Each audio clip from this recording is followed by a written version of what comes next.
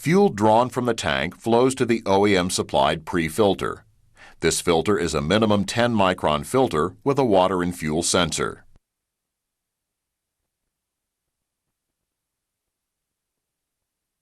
Fuel leaves the pre-filter and flows to the inlet of the ECM cooling plate. The lift pump is controlled by the ECM and runs for approximately 30 seconds whenever the key switch is turned to the run or start position. The output from the electric lift pump ensures that the gear pump is primed so the engine can start quickly. A check valve incorporated into the outlet fitting of the ECM cooling plate ensures that the lift pump output goes to the gear pump and not through the ECM cooling plate.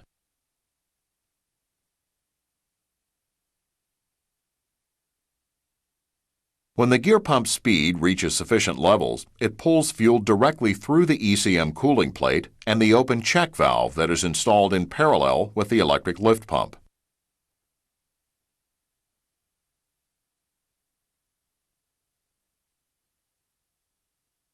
Fuel enters the gear pump, where it is pressurized to a minimum of 10 psi at cranking speed and 70 psi with the engine under load. Before the fuel leaves the gear pump, it passes a pressure regulator valve. When fuel pressure is above 175 psi, it acts against spring tension to open the valve. The fuel is returned to the inlet side of the gear pump.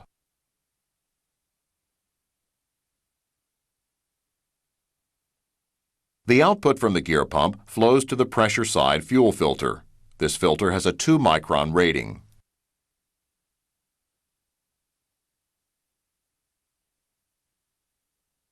Fuel from the filter returns to the actuator housing.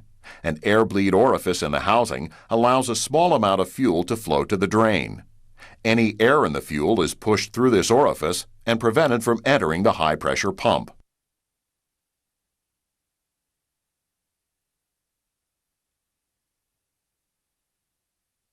The fuel pump actuator receives a pulse-width modulated signal from the ECM.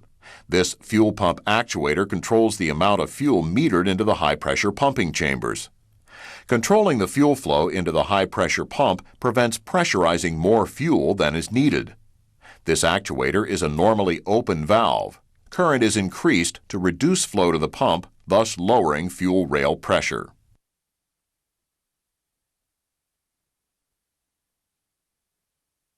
In the high-pressure pump, the fuel is pressurized by the two cam-driven barrel and plunger assemblies.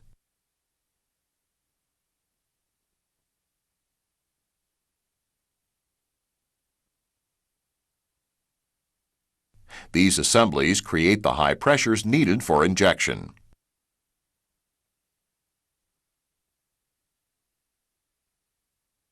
Inlet and outlet check valves act to develop and hold fuel rail pressure. The inlet check valve holds fuel inside the pumping chamber so that it may be pressurized. The outlet check valve holds the fuel rail pressure inside the rail so that it does not leak back into the pumping chamber. A failure of a single pumping chamber results in a pressure imbalance and possibly low rail pressure. The ECM can detect this condition and will register a fault code.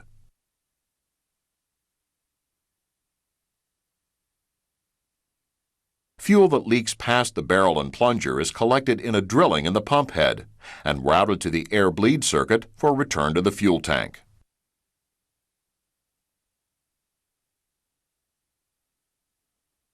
The pressurized fuel leaves the high-pressure pump and flows through piping to the fuel rail. This rail and the high-pressure fuel line serve as an accumulator, storing the fuel under pressure until it is needed for injection.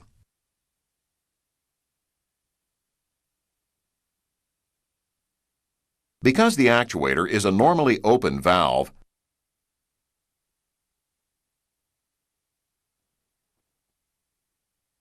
any circuit problem, such as an inadvertently disconnected actuator wire, will cause the actuator to open. This results in maximum flow to the high-pressure pump, leading to opening of the fuel rail pressure relief valve. This valve protects the rail, lines, and injectors from any malfunction causing overpressurization.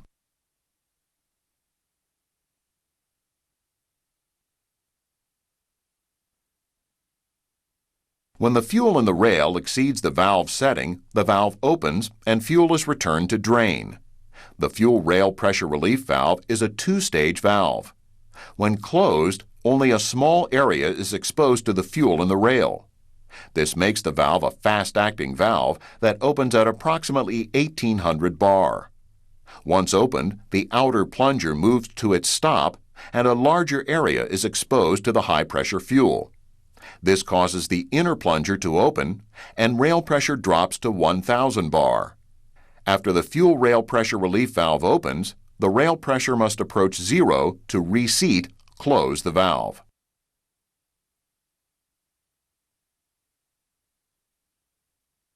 The fuel rail is connected to each of the injectors by a fuel line and a high-pressure connector. Edge filters in the high-pressure connectors trap large particle debris. If an injector is replaced, a new high-pressure connector must be installed.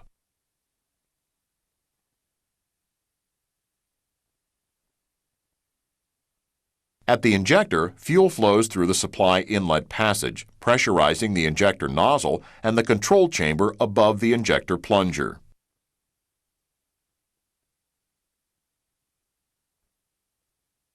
Injection begins when the ECM energizes the coil and allows the valve ball to lift off of its seat.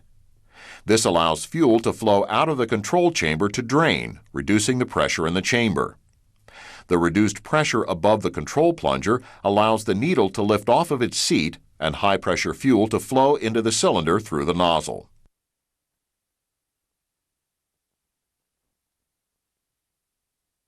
Since the drain passage is slightly larger than the supply passage, the fuel pressure above the control plunger does not build as long as the valve ball is off its seat.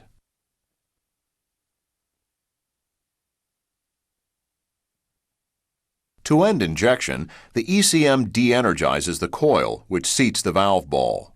The pressure above the control plunger and the force of the spring causes the needle to seat in the nozzle and end injection.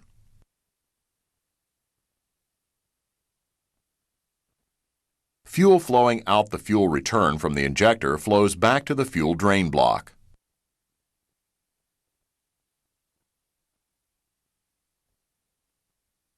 The drain line check valve is installed in the fitting in the cylinder head. This check valve maintains 0.7 bar back pressure on the injectors.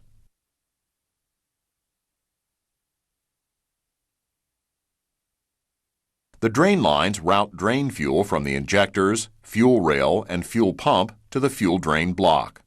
From the drain block, a drain line allows the drain fuel to return to the fuel tank.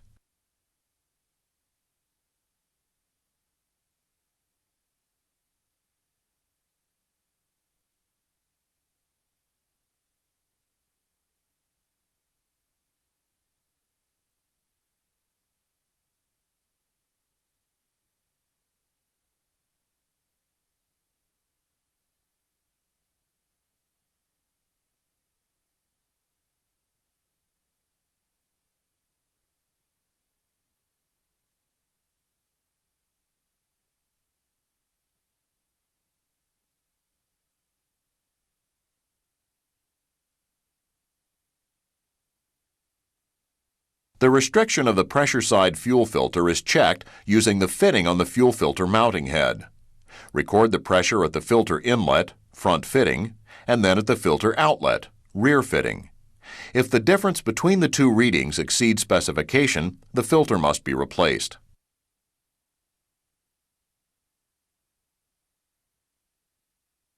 The output of the lift pump can be checked using a pressure gauge at the inlet to the gear pump. A test port is located on the back of the gear pump for this purpose.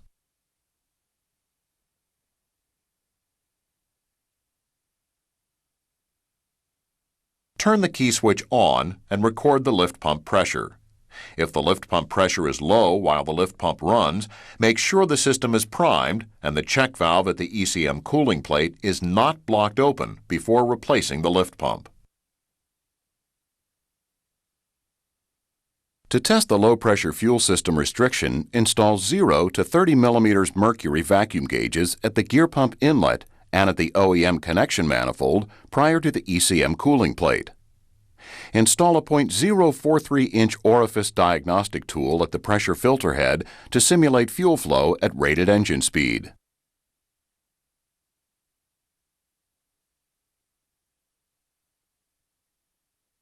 Run the engine at high idle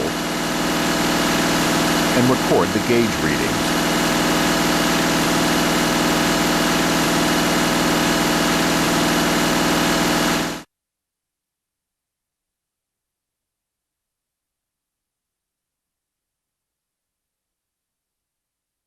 Should it be necessary to replace the lift pump, begin by disconnecting the battery. Always disconnect the negative terminal first to reduce the risk of arcing.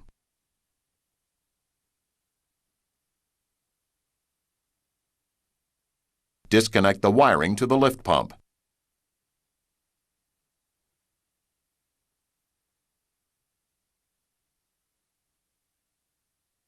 Thoroughly clean all fittings and components before disassembly. Debris, water, steam, or cleaning solution that enters the fuel system can cause severe damage. Removal of the pressure side fuel filter provides needed access for service.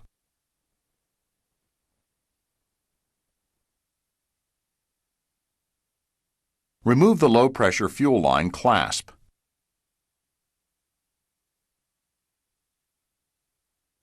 Then remove the fuel lines at the lift pump and ECM cooling plate.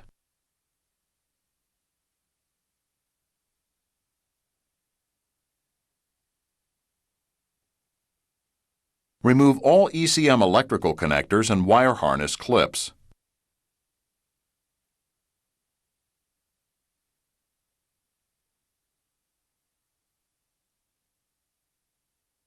Remove the ECM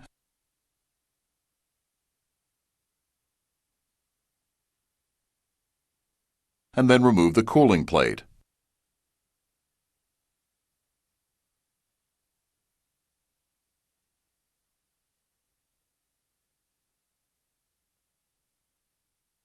With the ECM cooling plate removed from the engine, the hardware attaching the lift pump to the cooling plate is easily accessible. Remove the lift pump from the cooling plate.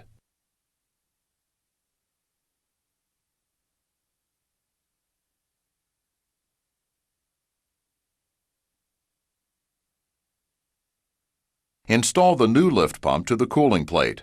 Torque the fasteners to the specification given in the service literature.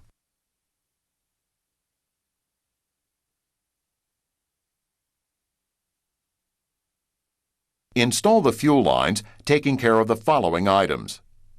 The ECM cooling plate check valve should be checked for cleanliness and freedom of movement. The check valve assembly is then installed in the lower outlet port. The fuel lift pump tubes are supported while tightening the cooling plate inlet and outlet fittings. Do not allow the tubes to bend.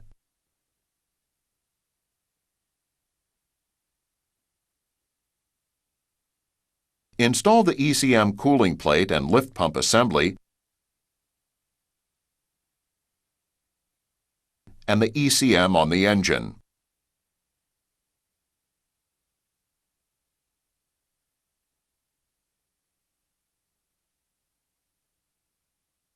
Reconnect the fuel lines, low-pressure fuel lines, clasp, and wiring. Reinstall the pressure side fuel filter if removed for access. Reconnect the battery.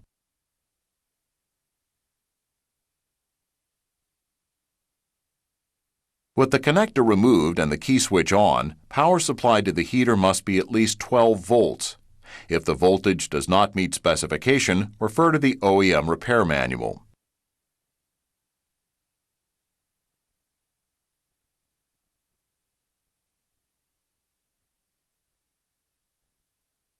The fuel heater is switched on and off by a bimetallic switch at the filter head.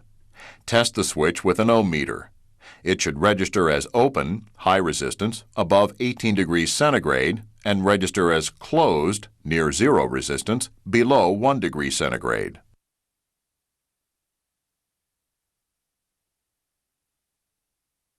The fuel pump actuator can be tested for open and short circuits using an ohm meter.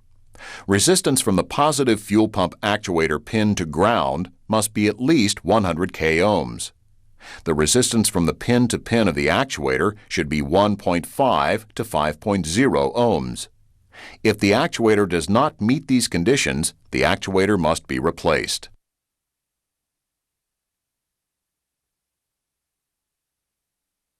Remove the cap screws that hold the fuel pump actuator to the actuator housing.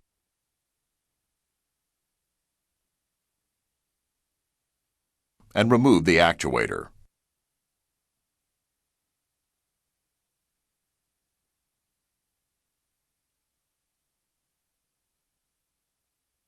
Inspect the actuator pins for wear or corrosion. Closely inspect the pigtail harness for wire insulation damage. Inspect the plunger through the 3 fuel passage windows. A shiny, scratch-free surface indicates the actuator is acceptable for reuse. Any signs of scuffing, especially when accompanied by intermittent fault codes 449, 2215, or 2216, indicate the need to replace the valve.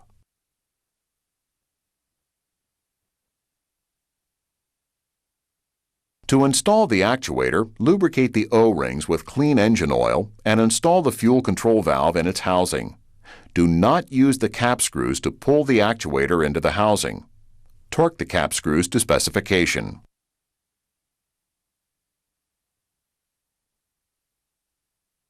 Connect the engine wiring harness to the fuel pump actuator. Start the engine and check for leaks.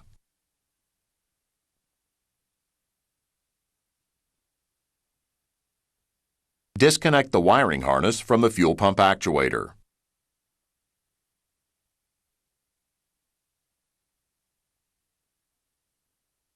Disconnect the fuel supply line at the actuator housing. Disconnect the high-pressure fuel line from the actuator housing. Disconnect the fuel drain from the actuator housing.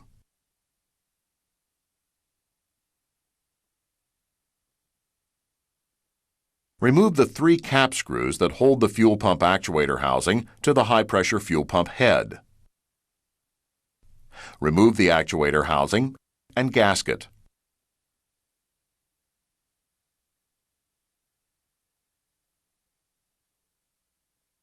Clean the mounting surfaces of the pump head and actuator housing with contact cleaner.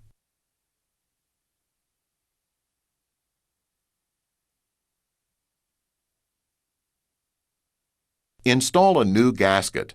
Note, this gasket should be installed dry. Install the housing on the pump and torque the cap screws to specification.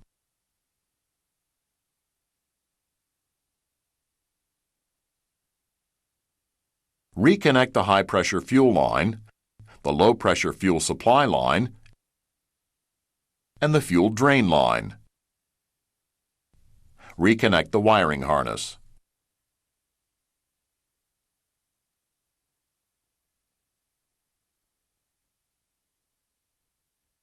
Remove the fuel pump actuator housing following the procedure given elsewhere in this training.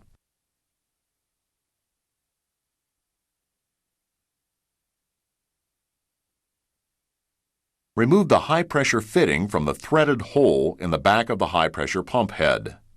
Note, if it is necessary, use a tapered punch to remove the seal washer. Insert the punch into the center of the seal washer and work the seal out of the bore in the pump head.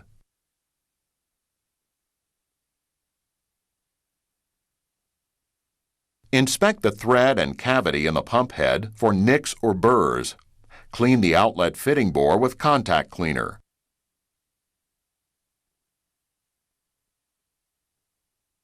Install a new seal washer onto the fitting.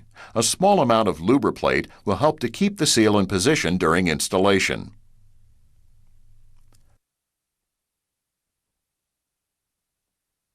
Torque the fitting in the high-pressure pump head to the torque specified in the service literature.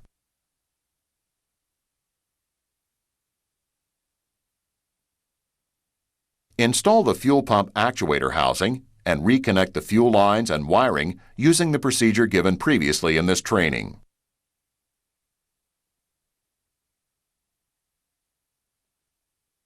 Operate the engine and check for leaks. When checking the pump high-pressure fitting, snap the throttle several times to increase the fuel rail pressure.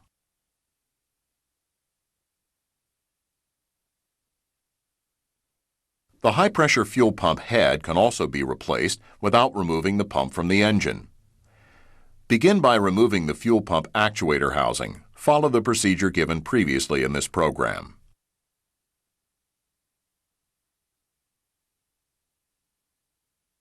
Remove the fuel pump drive gear cover and bar the engine over slowly to top dead center. This is where the line on the pump gear aligns with the line on the gear cover.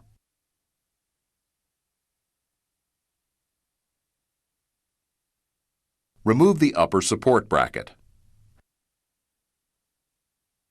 Remove 2 of the 4 pump head cap screws. Remove screws located diagonally from one another.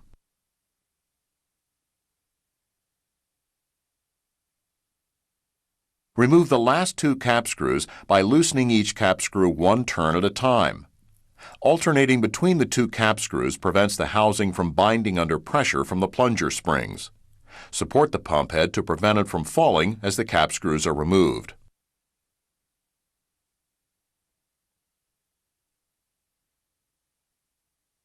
Remove the springs and spring retainers from the barrel retainers.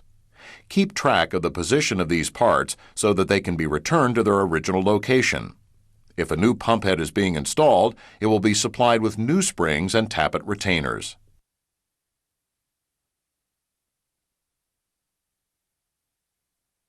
If the plungers are fully upward in their bore, light air pressure at the inlet fitting may be used to aid in plunger removal. Remove the plungers one at a time and inspect for damage. Scoring or scratches that can be felt are reason to replace the pump head. If the plungers are acceptable for reuse, they should be cleaned with contact cleaner. The plungers must be returned to their original barrel in the original orientation. If necessary, mark the bottom of the plunger with a felt tip marker to aid in maintaining correct orientation.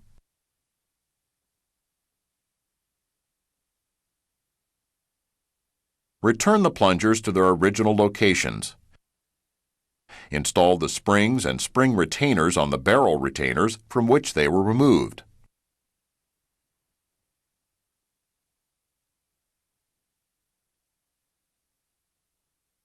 While the fuel pump head is removed, inspect the cam housing, tappets, and tappet bores. Use an O-ring pick to remove the tappets from their bores. Inspect the camshaft for wear.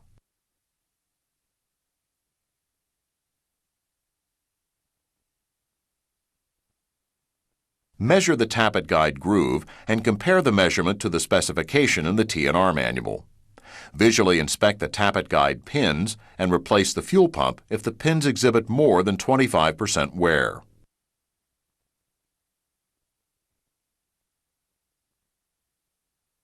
Reinstall the tappets into the tappet bores from which they were removed. Then install new O-rings on the cam housing.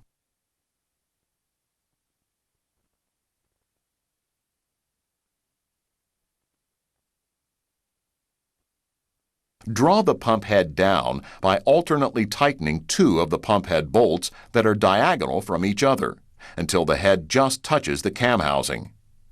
Install the remaining 2 pump head bolts. Torque the pump head bolts to the specification listed in the service literature.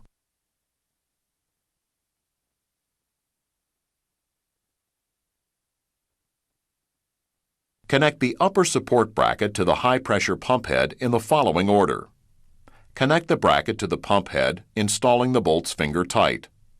Connect the upper support bracket to the cylinder head and torque the bolts to specification.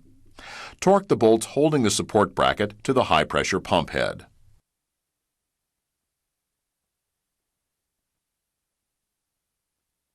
Reinstall the fuel pump actuator housing, fuel lines, and wiring using the procedures given previously in this training. Reinstall the fuel pump drive gear cover.